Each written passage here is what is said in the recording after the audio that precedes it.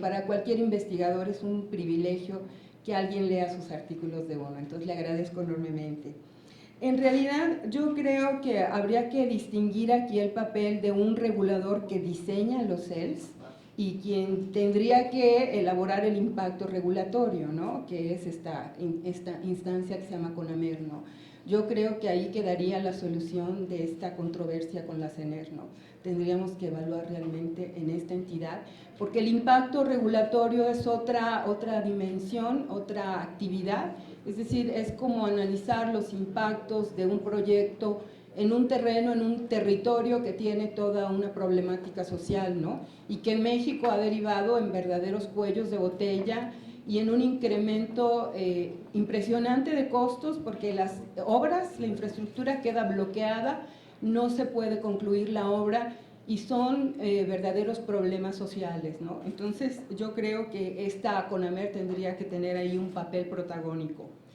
En cuanto a repensar el modelo, sí yo creo que aquí las respuestas no son sí y no. Yo creo que aquí habría que analizar varias cosas.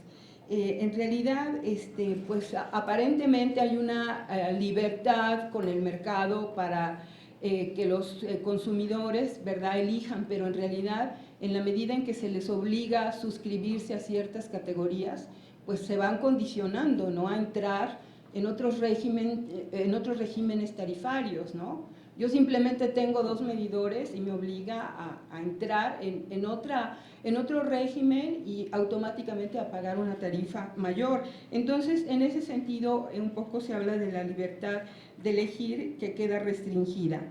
La cuestión del monopolio es una cuestión realmente controversial, el monopolio, porque si uno analiza la teoría económica y sobre todo la línea liberal o neoliberal, en realidad hay una satanización de lo que constituye un monopolio.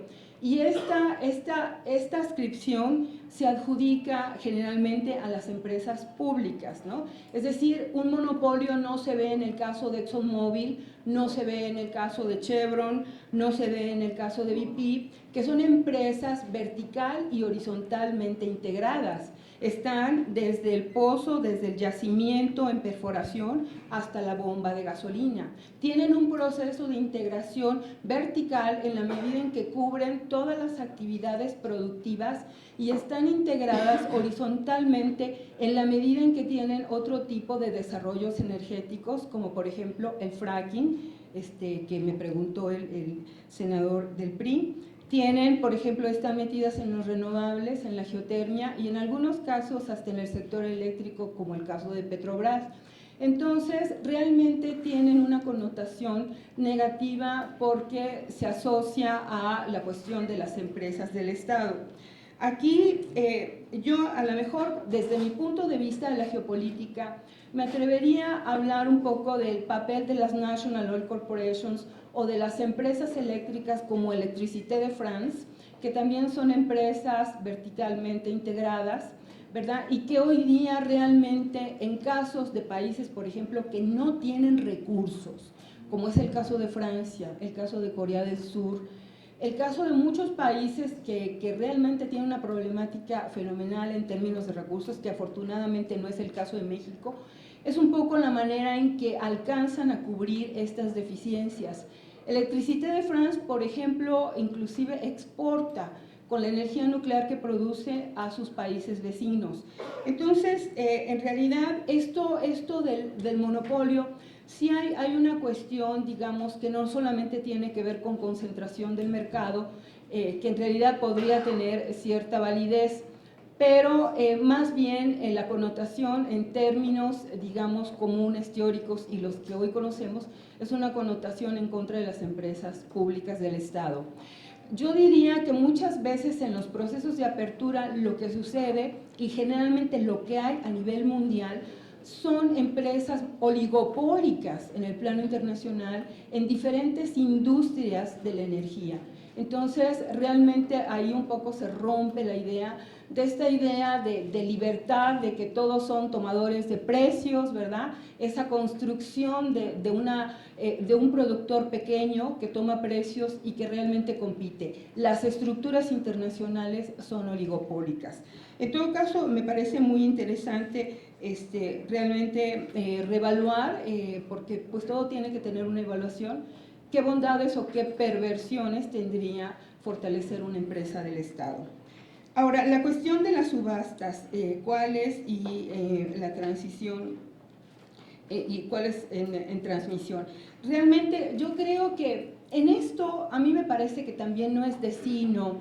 Serían a lo mejor los momentos, ¿no? Es decir, realmente la electricidad tiene la característica de que tiene que haber un equilibrio entre oferta y demanda, ¿sí? Entonces, en primer lugar, tendríamos que considerar este equilibrio en el corto y en el largo plazo. Es decir, si la demanda crece, pues evidentemente las oportunidades, la necesidad de incorporar una mayor oferta, pues se hacen no solamente necesarias, sino obligatorias, ¿no? Entonces, en ese sentido, una subasta tendría un sentido.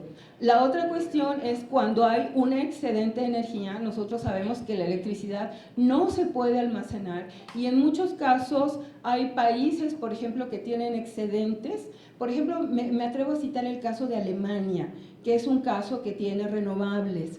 Entonces, Alemania, por ejemplo, tiene algunos problemas de red, tiene algunos problemas de sincronía en sus redes por el problema de la intermitencia. California es un ejemplo que se puede dar muy ilustrativo porque California tiene una participación de energías renovables y en el 2045 California tiene el objetivo de llegar al 100% de renovables.